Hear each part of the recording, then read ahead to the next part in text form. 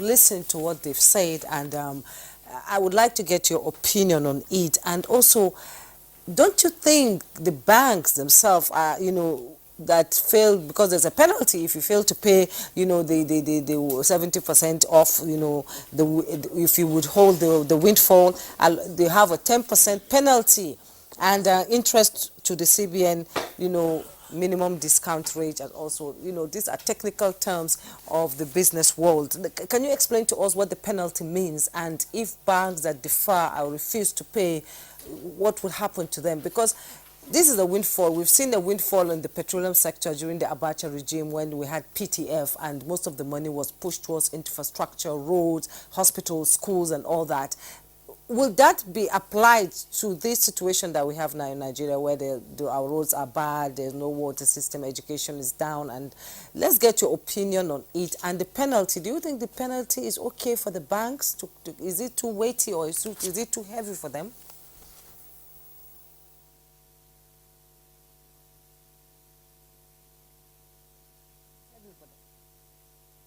Very much for the so many questions put into one. Let me try and attempt to answer them.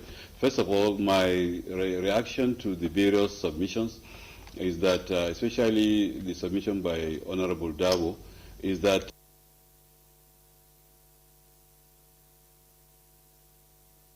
to punish anybody, to do the right thing. I've not been looking at this window. If you remember, a major problem of this country is the issue of revenue. We are short on revenue, and we should, as much as possible, identify, and I thank the National Assembly for doing this, identifying where there are loopholes. Rather than 50%, they say 70%. Not to punish the banks. We understand how strategic banks are to the economy, but the banks. Well, I think there's a problem out there. Let's bring Professor Ken if he's there to react to the questions that I threw to Professor Ishao Ango. How UK treats their windfall tax by allocating the growth to MSME development is correct. But on our own, we even have a more persuasive case, because this money is generated by their own activity, and then they are no longer getting funding. CBN has withdrawn, and I've been talking to government since last year to bring in consumer credit. I haven't seen that happen yet. So don't fritter away resources that can help rebalance the economy.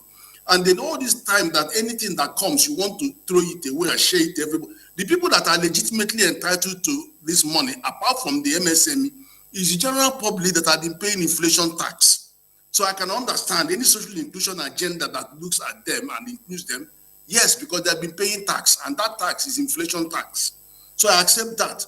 But don't use generalized infrastructure. Go to power. This is what that particular sector needs. If you want to help put something in agriculture, focus it in the import substitution so that they can import less raw materials into the country. So you have to have targeted intervention, and not anytime you have money.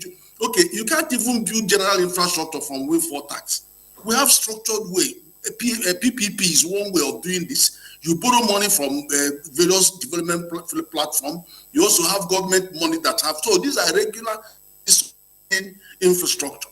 But I'm saying that should you go to infrastructure to focus on power, please. Don't throw this money away, because it doesn't come again very soon.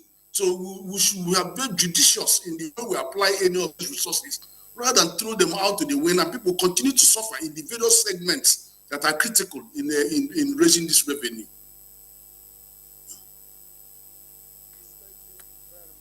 And I think that Honorable Dabo has a response to what you are proposing.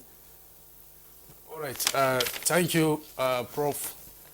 We at the National Assembly were also worried about the so open, you understand, on infrastructure, on education, on health, and other sector of the government concerned areas.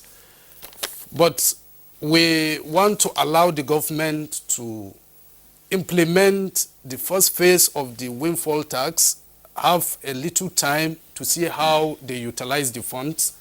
We will still monitor them as part of our constitutional responsibility with the National Assembly and oversight them. If those monies are not properly applied, we'll go back and amend the Finance Act again. Yes, to make it specific that this windfall tax is going into energy sector. This windfall tax is going into education. This windfall tax is going into health institutions or into finance small businesses to support Nigerians. We can do that, but for now, with the proposal, we want to give them that benefit of doubt, let them implement the windfall tax and see the response and the impact on Nigerians. So it is something that you should not worry about. We can easily amend the act and make it so specific to a particular sector of the government. Okay. So that's on that. Then on the issue of penalty, on the Amendment Act, we have clearly defined the penalty to all the financial institutions that if you fail to remit or to declare, there will be a 10% charge on the total value that you to declare as your windfall tax. And if you fail to remit, Central Bank under the Act they have been empowered to debit any of your deposits with them and credit FIRS, then FIRS should remit it to the finance for proper execution. So all these things have been defined and it is clearly stated in the Act. Thank you.